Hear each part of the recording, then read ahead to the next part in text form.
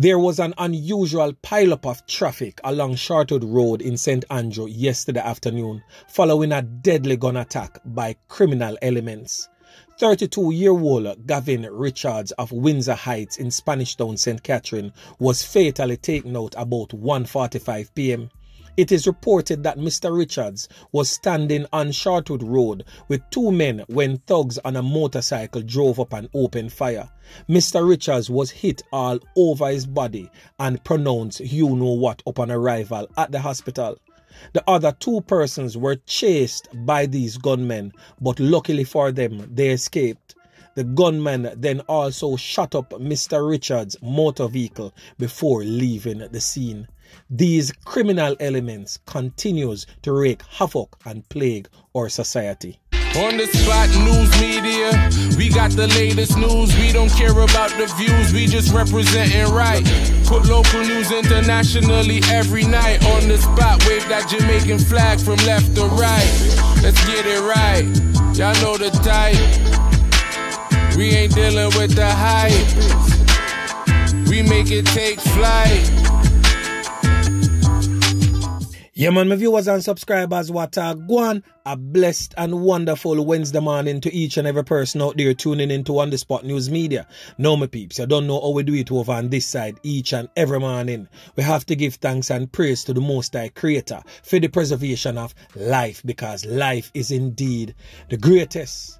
The mayhem, the bloodshed, the anarchy continues in our dearly beloved island home. But before me get into the knockings and clappings incidents, as always, please like the blog, share the blog, and also watch the entire blog so you can get a full understanding of everything we are going in Jamaica. So before me get into the main stories, yesterday I posted a video on my Instagram page, that is at On The Spot News Media 876 on Instagram. In that video, we could see a young tad in Pampers holding a little bottle, almost in the middle of the road. Two passers-by in their motor vehicle stopped to assist, followed by a police vehicle. Both policemen in that vehicle alighted from their vehicle and retrieved the young child from the main road. All of this took place along the Macookspend main road in the parish of St. Catherine.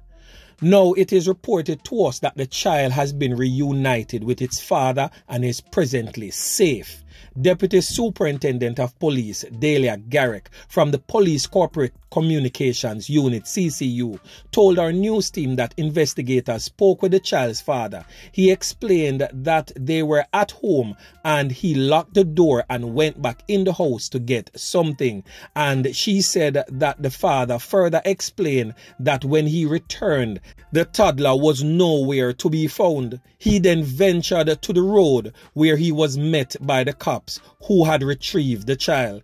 It was noted that the father was encouraged by the cops to enhance the security of his house. The deputy superintendent went further to say that it would not appear that there was any neglect on the side of the father. Hence, the police reunited the Todd and his parent. So everybody is basically happy that it ended well. Yeah man, so anyway, make we get into the knockings and clappings incidents. So yesterday morning, I did a blog and made mention of a knockings and clappings we go on around a Mint Road in Grangeville, Westmoreland.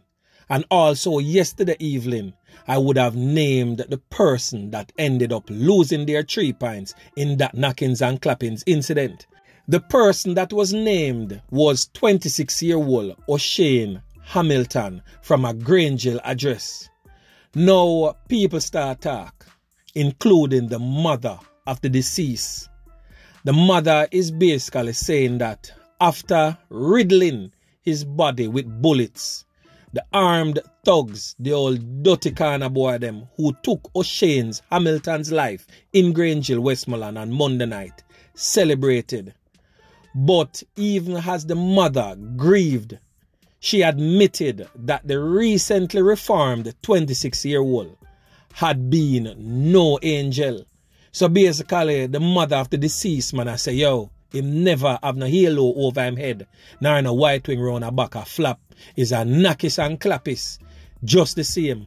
It just unfortunate, say, a fear belly pain, and he met his demise according to the life that he lived. Hamilton's dramatic slaying has left the community shaken. Residents basically start talk and I tell the whole thing from start to finish. It was said that they were at a drink up in a bar in the Mint Road area on Monday night, after which he left on his motorcycle to attend another party. Explosions were heard shortly after he was seen running towards the bar, but later collapsed, one resident said.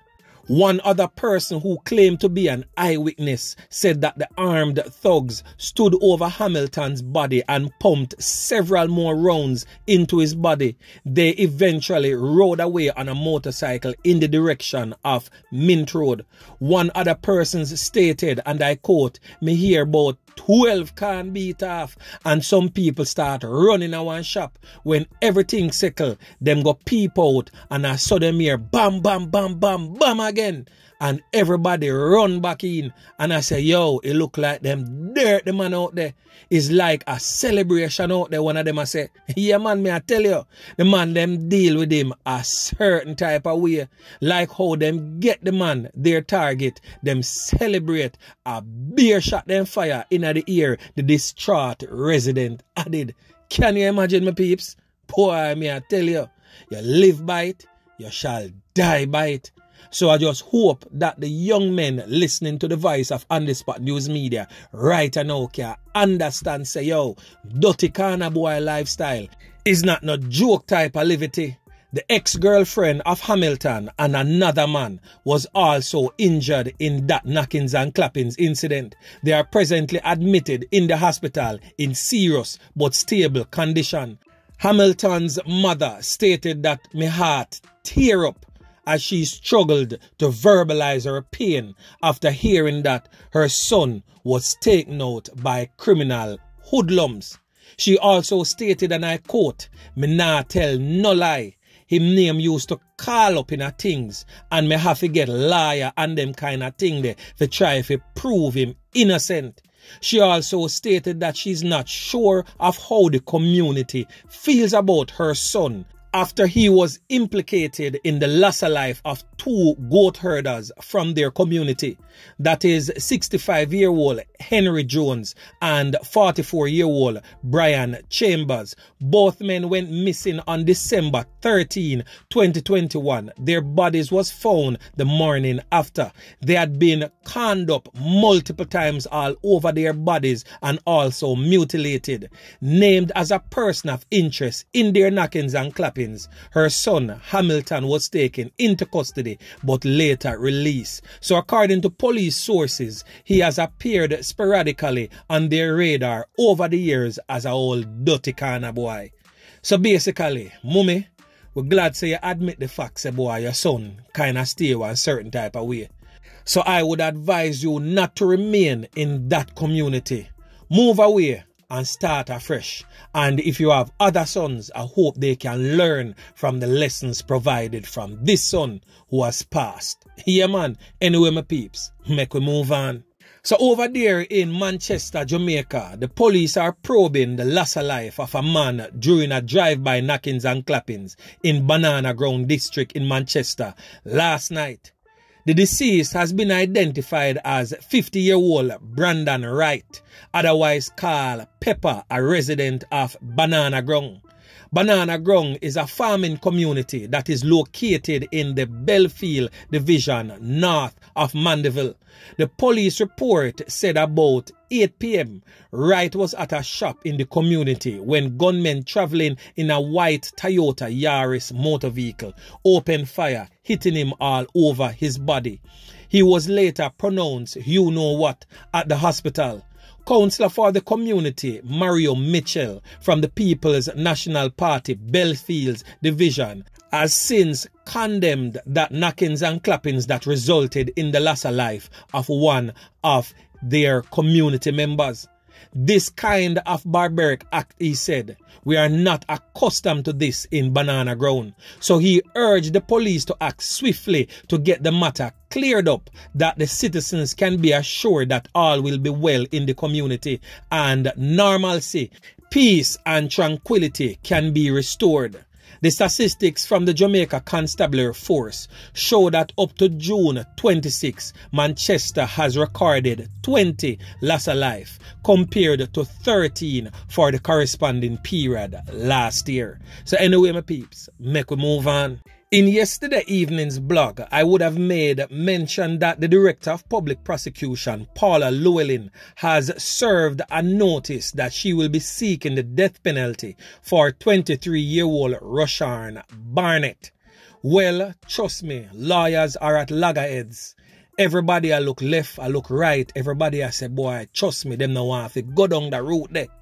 And even the Jamaicans for Justice have expressed how they feel about this particular incident. I want to know if you listen carefully the words of representatives from the Jamaica for Justice. People, listen to what I want. I think this case is one that is testing all of us as Jamaicans in terms of how we respond to the high crime wave. Notwithstanding the matter, however, and I say this with a heavy sigh, because as a human rights organization, we believe that human rights and the right to life certainly is fundamental for everyone. And we are opposed to the death penalty. From our position, it is a gruesome murder, certainly, but we have to consider again the issue of rehabilitation. This young man, he's 23 years old. You know, what about life imprisonment, possibility of hard labor if he is in fact found guilty? You know, we have to again recognize the sacrosanct that right to life is and how we uphold those principles. I don't believe that the state should go down the route of retribution, if you call it, so to speak. I think that breaches the principle of what a democratic society is. We don't know all of the circumstances. For instance, the circumstances that the prosecution are going to present to the court as to the killing, we don't know that. And most important, we do not know what the accused man's attorneys may present to the court, particularly in relation to any psychiatric report on his mental state. So all of those things are things that have to be gone into. And of course, the defense will of course present any other evidence that they have available that they consider relevant to the consideration of what sentence should be imposed. Funny how she mentioned the importance of the right to life. What about the right to the life of the 5 slain persons? The 5 slain humans, a mother and her 4 children. What about their right to life? We are here considering the right to life of the perpetrator of the crime, a man who took 5 lives in one go. 5 lives, in one go, And we are at loggerheads saying that his life should not be taken. Come on. What kind of democracy is that on the part of the person who have lost their lives and their bereaved family members? Look at the face of this grieving mother. What do you see here? All I can see in this woman's face is pain. Come on, Jamaicans. What are we talking about? Even though it is highly unlikely that he will get the death penalty because of all the red tape surrounding that. Because first, you have to be placed on death row, and then the case will be presented to the Privy Council, which normally it takes way over 5 years. But the law clearly states that if you are on death row for 5 years, your sentence will automatically be commuted to life. So unless the DPP and the Privy Council are going to push this thing way faster than 5 years, then and only then it will happen. But under normal circumstances, cases like this takes way more than 5 years to come to a completion.